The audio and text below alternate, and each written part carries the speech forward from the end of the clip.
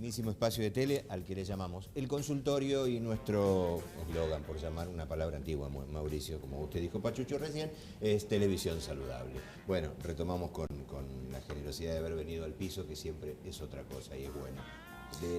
Quería preguntarle, sí, sobre todo el tema de la experiencia de Alberto como docente y como médico atendiendo a sus pacientes con respecto a la telemedicina, que es una herramienta útil en esta ocasión por la pandemia, que puede llegar a instalarse o quedarse en algún tiempo más, pero que de pronto no convalida lo que significa el acto presencial. Creo que hay dos puntos de lo que vos mencionaste, que son, el primero, la formación de los futuros médicos, o sea, los alumnos de la universidad en el pregrado, que es un tema que me preocupa desde el principio, porque los alumnos no están teniendo actividades prácticas desde el inicio de la cuarentena. Yo espero que en algún momento retomen, porque está claro que la medicina se aprende con los pacientes.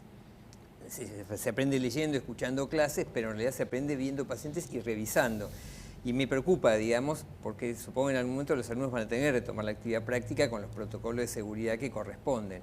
Y el otro tema que también me parece muy relevante, que mencionaba Mauricio, es el tema de la telemedicina, que es una práctica que tenemos todos habitualmente en funcionamiento en este momento, pero que uno tiene que tener claro que no reemplaza la consulta presencial.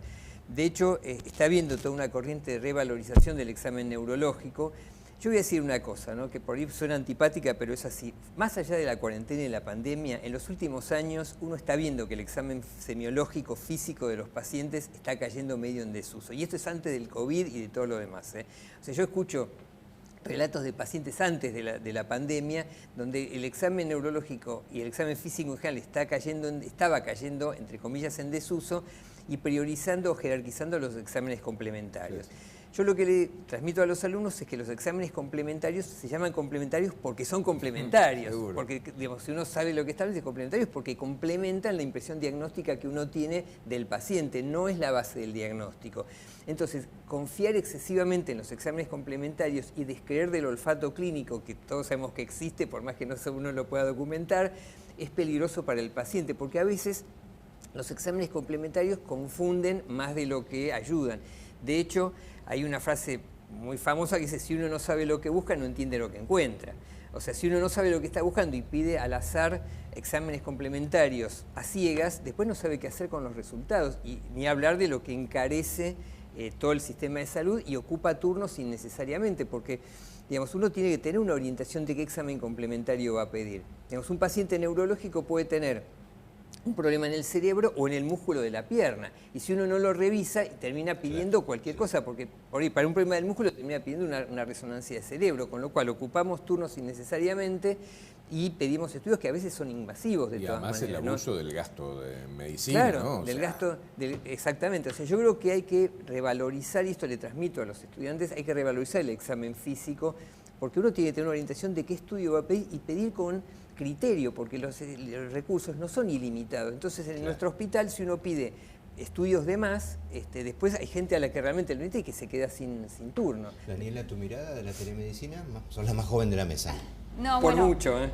Bueno, con respecto a la telemedicina, yo creo que llegó para quedarse. Si bien se usa hace varios años en otros lugares, nosotros, por ejemplo, en el hospital no lo estábamos usando. Esto ayudó en algunas situaciones. Por ejemplo, pacientes que ya venían en seguimiento, por ejemplo, con neurología, ayudó a que no abandonen el tratamiento, a poder enviar la receta de manera virtual, ¿sí?, a hacer un seguimiento en cuanto al dolor. Ayudó a que la gente no se acumule en las salas de espera, ayudó a prevenir o tratar de evitar contagios,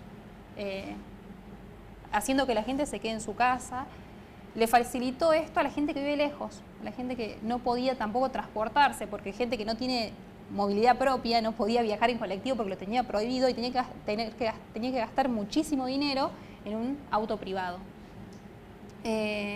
Pero tengo una mirada que la primera consulta, yo creo que tiene que haber un examen físico, ¿sí?, que no se puede reemplazar. Pero para otras cosas sí. Y ante la urgencia nunca va a ser sustituido el examen físico, estar el paciente ahí. Pero todo lo que es preventivo, control periódico, sí. Bien. Sí. Antes que se nos vaya el tiempo, La experiencia de ustedes con el COVID y la patología neurológica, o sea, ¿qué nos pueden contar? O sea, ¿qué pasó con el COVID y las consecuencias neurológicas de los pacientes? Nosotros, digamos, como les decía anteriormente, tuvimos el mismo número de ingresos de accidente cerebrovascular, ataque, Sí.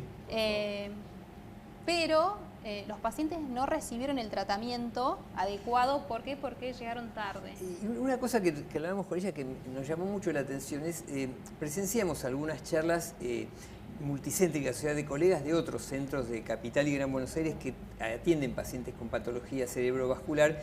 Y nos llamó la atención que sorprendentemente en los lugares privados bajó mucho más la internación con respecto al año pasado que en los hospitales públicos.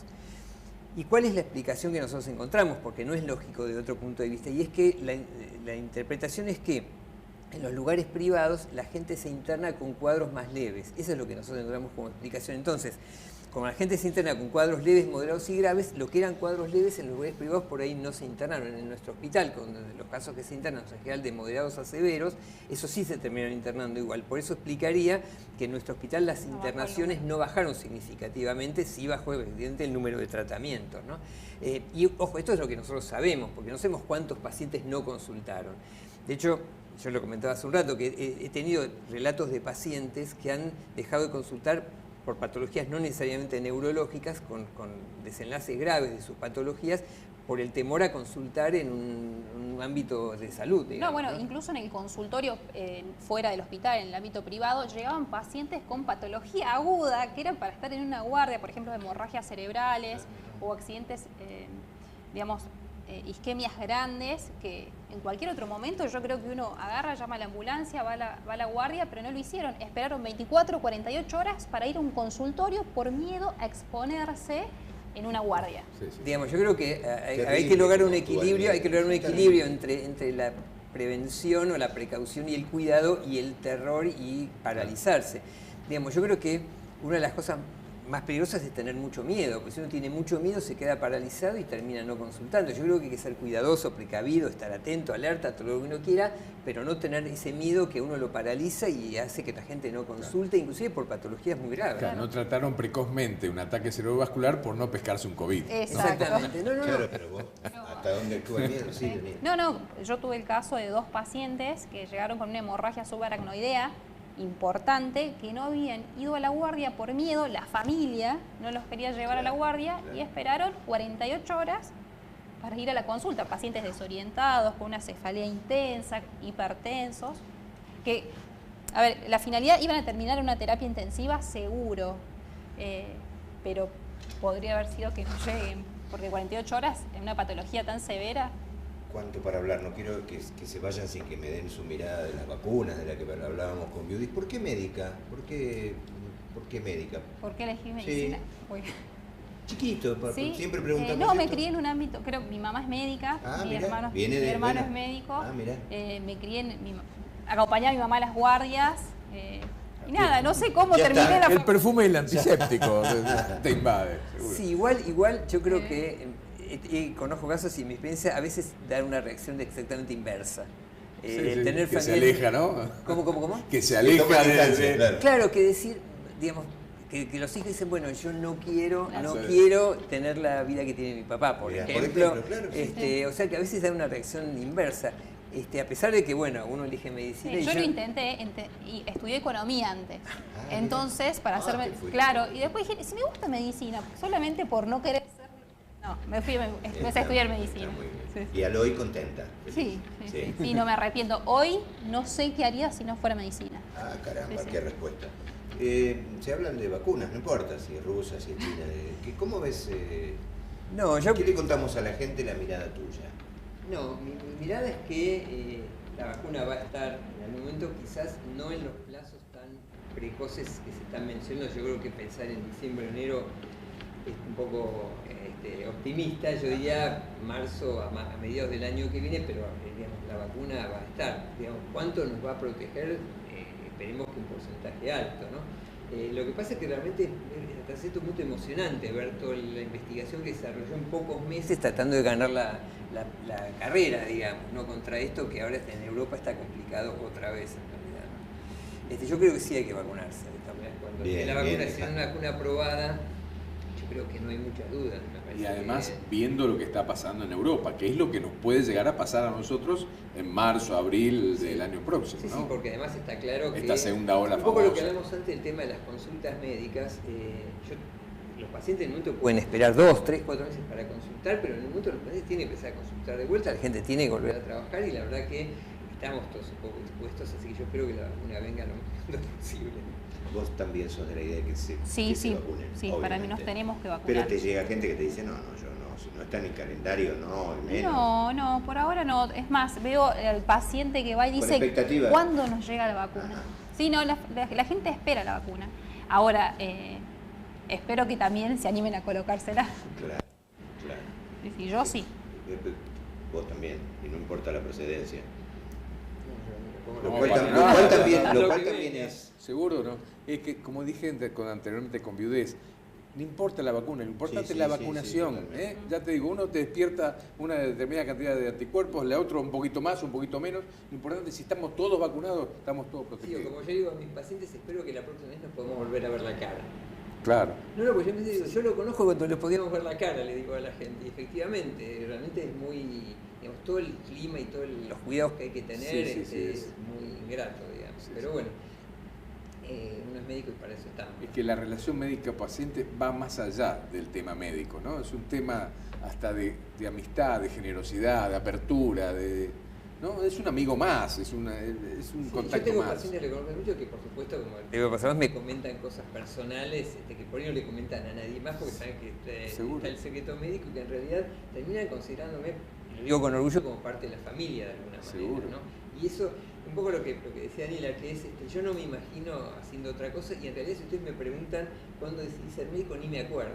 O sea, debe haber sido, no sé en qué época de la infancia, pero muy tempranamente ya ni me lo acuerdo, digamos, ¿no? O sea que, y la verdad que no sé, nunca se me ocurrió hacer otra cosa tampoco, ¿no? Pero bueno, yo siempre digo que es el trabajo que uno elige y a pesar de todos los sabores y a pesar de todo, uno está orgulloso y la verdad que lo trata de hacer lo mejor posible. Me parece que yo trato de transmitirle a mis alumnos que el orgullo profesional no hay que perderlo nunca. El orgullo por hacer un buen diagnóstico, por tratar bien a la gente, eso no hay que perderlo nunca porque para eso uno es médico en realidad, ¿no? Vos sabés que nosotros todos los años entregamos a los 40 años de médico una distinción, una presencia, bueno. Y vos ves ahí condiciones sociales muy disímiles, socioeconómicas, vos ves uno muy bien vestido, otro con un poquito más humilde, pero todos con la misma convicción, todos volverían a ser médicos, hasta el que le fue muy bien económicamente y hasta que le fue relativamente. Bueno, lo que pasa es que yo creo que, digamos, por supuesto lo económico es importante, pero uno tiene muchas gratificaciones en la medicina que no pasan por lo económico. Y yo creo que son quizás tanto o más importantes que las gratificaciones económicas. Por supuesto uno tiene que vivir de algo, digamos, pero esto nos pasa a todos, digamos, las gratificaciones y los agradecimientos y los reconocimientos son los que a uno le permiten seguir adelante, sin ninguna duda, ¿no? Señores, gracias.